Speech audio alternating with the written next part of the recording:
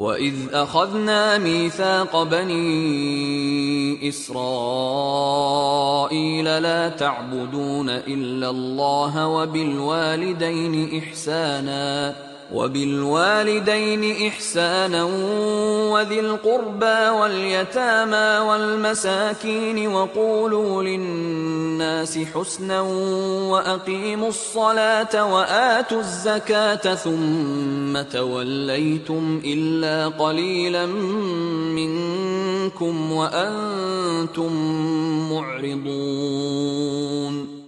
और जब हमने बनी इसराइल से अहद लिया कि खुदा के सिवा किसी की इबादत न करना